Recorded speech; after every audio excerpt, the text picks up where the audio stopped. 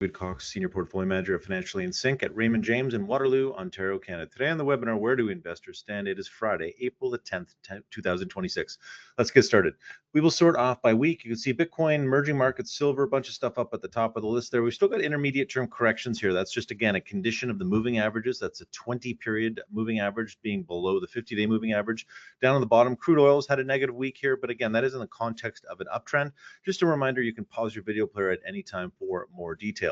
Now let's just talk about stocks the other day, because on the 30th, I believe, actually April 1st, as you can see, my tweet here on the right, I was showing our is it a bottom checklist. And this is just one of many sets of conditions that we want to look for in terms of looking for the market, in terms of suggesting that maybe the selling is over. And again, there's lots of things related. Some of the models I've shown before, things like VIX model, the volatility model, looking at the MACDs and whatnot. And so the point is, I tweeted this on the 1st and said, here we've got a lot of these ingredients coming together. Now at this point, it looks like a bottom. And again, you got to remember that every single time there's a market correction, no matter how significant or serious it is, the news and the narrative is very, very negative, giving lots of reasons for not only fear, but just concern, right? That it's going to continue. At this point, it looks like a bottom and will continue on. So the world stock market in the top, that's the ACWI, really has been supported by a lot of breadth here. So there's 82.5% of global stock index ETFs are in stage 2 uptrends.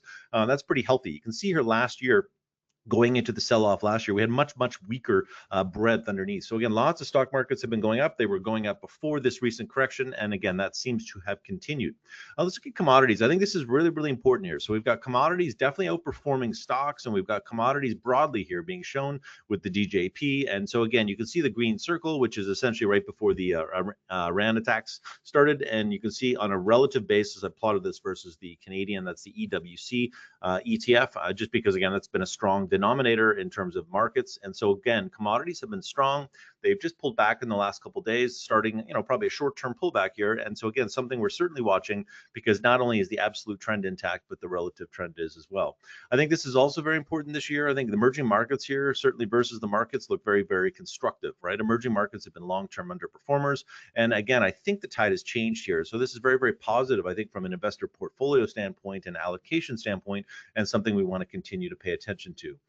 Looking at energy stocks here, these are a few examples clients are familiar with. Okay, on the left side, we've got the iShare Energy. That's the Toronto Energy ETF. In the middle, we've got Imperial Oil. That's a dual listed IMO, and Valero Energy is a U.S. refiner. You can see there the green circles is where we stood in and bought these in our own sync portfolio, and the red circles just represent trims. They're not sells, they're just trims. And again, every time a stock or market makes a high, I always like to take risk off in a portfolio in the same way that I like to put risk on a bottom. And so again, it's not some necessarily rocket science. It's not some forecast. It's not about what's going to happen. It's just there's a very, very overbought condition, and again, you start to have reversals, and you start to see that as stocks start to fade and they start to have kind of these large reversals where you go from a high during a day to a low, and those reversals become wide, right? Those price ranges become wide as volatility increases. I think they represent good spots to trim, but it's certainly energy stocks have been in favor. So this pullback that is happening in the last week or two, I think we want to continue to pay attention to as investors. Again, crude oil obviously has been front headlines. Lots of people talking about gas prices and everything, but I think it's interesting because we're still sitting here, even though oil ran up again here in the last week. It did peak in March 9th, so that's actually more than a month ago, which is kind of interesting. And just on the left side, I just want to remind you that crude oil went to $147 a couple decades ago, and even in 2000 and I believe that is 20. We went up to $130 higher, right? So again, we get lots of kind of, we're convinced by the media that, oh, wow, this time is causing this massive surge in oil prices. Well, it's not even as high as it was years ago. So just always kind of keep that in mind. Price does not always match what is being told to us in the media. Now, I want to talk about gold and silver because we've been talking about them for years. And I also made the comment earlier this year that these had peaked. And so again, last month, we had some bearish reversals.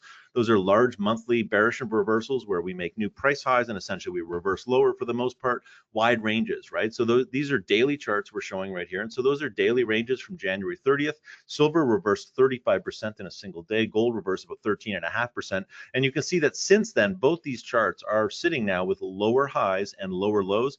That is a textbook definition of a downtrend. That is a daily downtrend, right? So again, in the same context that I made around energy stocks, just because something peaks on a daily basis, the short-term basis does not mean an intermediate-term peak, does not mean a long-term peak. But again, we don't know. We just don't know as investors, and all we can do is stay open-minded. A few stocks here just in the all sync pool. These are trend following stocks that we certainly own. Japanese semiconductors, Advantest, you see turning back upwards here in the context of an uptrend. Howmet Aerospace was a stock we bought in the last dip here. You can see we've got relative charts versus Toronto or Canadian stocks rather on the bottom panel. And again, that is because the denominator, in this case, Canada, EWC versus the S&P 500 has been stronger. It's been in an uptrend. So we want to always go and compare ourselves to the underlying denominator that makes the most sense, because otherwise we should, as investors, want to own that denominator, that broader based index. On the right side, Caterpillar, which actually made new highs this week, which is pretty impressive. Canadian banks have definitely been very, very strong. They've been a focus area for a while here. And again, they've been tricky, right? They don't tend to have a long-term track record that we look for in terms of our in-sync universe, where we look for stocks that have outperformed on a 1, 2, 3, 4, 5, 10-year time frame. At the same time, I think we can both see on the left and right side here, we have uptrends. We have uptrends absolutely. We have uptrends relatively. And so these are a couple stocks we certainly own as well, National Bank and CIBC on the right side. Let's finish off closely here with Broadcom. Broadcom has been a long-term leader stock. It's one of the largest stocks in the world, actually. And again, you can see on the weekly chart on the left, right, multiple years going back, higher highs, higher lows. It's been consolidating here for the last, kind of 6 or 8 months. At the same time, when you look at the daily chart, right now we're zooming in, you can see a few days ago here, crossed back above the 200-day moving average. And that green circle represents another opportunity where we would stand in. Our all-in-sync portfolio took a position in context then of assuming that we're going to get a turn up on a weekly chart basis, which at this point looks pretty legitimate. I just want to kind of talk again, just can't remind ourselves enough, right? As investors, we get caught up in brands we love, services we love. Here's Nike, Telus, and Lululemon should all be familiar, certainly to all Canadians. Again, these stocks are pretty ugly, down anywhere from 53% for Telus, making new lows yesterday, to Nike down 75%. Just incredible, right? So does this mean that your shoes are no good? No, of course it does not mean that. But again, investors move, and demand and supply is truly what is most important to us. And so rather than spending our time trying to figure out why this is exactly happening, let's just accept it, right? There are good services and brands, and those services and brands will capture the attention of us as consumers. And whether that captures the attention of the stock market and the stock market participants can be a completely separate and unrelated manner. It is what it is. We'll finish off with Sector Watch this week. There's the banks up at the top. The industrial sector has been pretty strong here. It has continued to be a focus sector for us. And down at the bottom here, you can see there's the energy stocks we talked about in the context of a short-term, intermediate-term, and long-term uptrend, pulling back a little bit time this week. Please follow me on X. I'm at David Cox RJ. And thanks again for your time this week. This has been David Cox, Portfolio Manager at Financially in Sync in Waterloo, Canada.